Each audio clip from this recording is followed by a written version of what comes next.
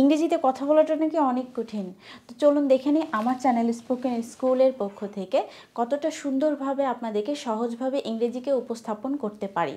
তো সবচেয়ে বেশি যে কঠিন কাজটা সেটা হচ্ছে কোশ্চেন তৈরি করা। তো আমরা দেখা যায় নর্মালি যখন কারোর সাথে কনভারসেশন স্টার্ট করব তখন কিন্তু আমরা গিয়ে বলতে পারি না, hi my name is Najmun Nahar Nipa, how are you. এখানে কিন্তু হলো না কথা। তো প্রথমে তাকে কোশ্চেন করতে হবে। তো তাকে যদি আমি কোশ্চেন না করতে পারি সে আমাকে কি অ্যান্সার দিবে? বা কনভারসেশন স্টার্ট করার জন্য কিন্তু আমাদেরকে প্রথমে কোশ্চেন করতে হয়। তো সেই জন্য আমাদেরকে আজকে আমরা যেটা দেখব সেটা হচ্ছে কিছু কোশ্চেন তৈরির প্যাটার্ন। দেখা যায় একটা ফরম্যাট ইউজ করে আমরা অনেকগুলো কোশ্চেন তৈরি করতে পারি, জাস্ট একটা ফর্মুলা।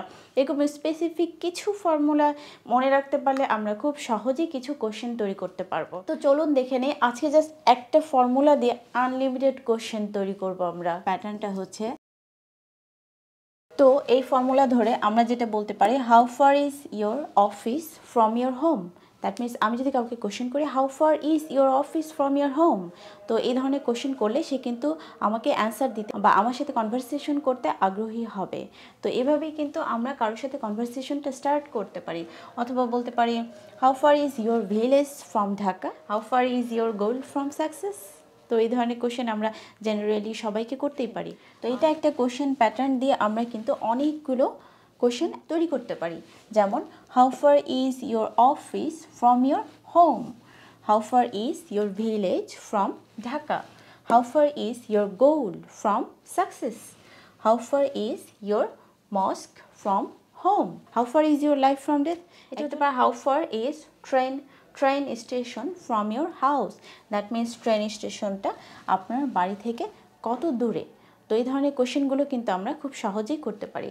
তো আমরা যখন কথা শুরু করি, ইংরেজিতে কনভারসেশন স্টার্ট করি, তো কনভারসেশন স্টার্ট করার সময় ফার্স্ট অবস্থায় কিন্তু আমাদের মিস্টেক হবে, এটাই খুব স্বাভাবিক।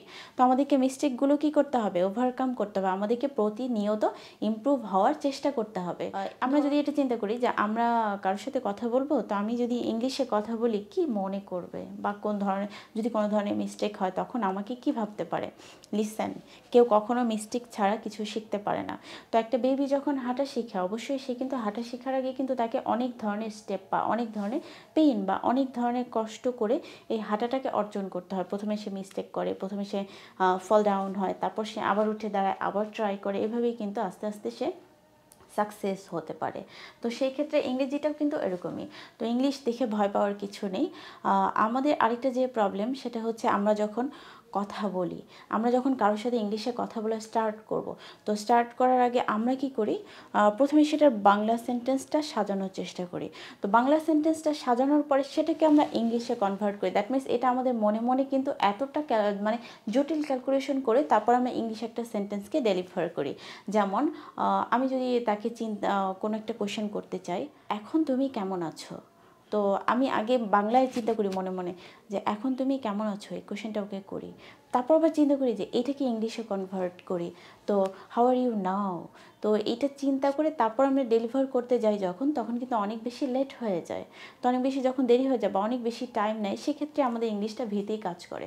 তো আমরা সরাসরি ইংলিশ বলবো, আমরা ওইভাবে বাংলা কনভার্ট করে তারপর আবার ইংলিশ বলবো, তারপর আবার ডেলিভার করবো, তো এই ধরনের চিন্তা করবো না।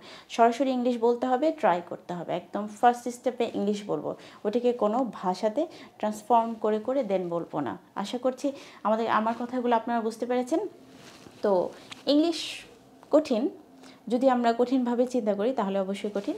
আর যদি মনে করি যে সহজ, এটা আমার প্রয়োজন বা এটা আমি শিখবো, তাহলে সেক্ষেত্রে অবশ্যই সহজ।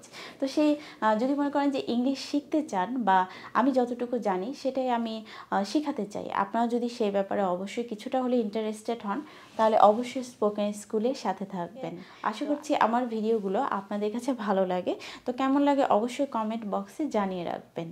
তো ভালো থাকুন সবাই, নেক্সট ক্লাসে আবার দেখা হবে নতুন কোনো কিছু শেখার জন্য। ততদিন আল্লাহ হাফেজ।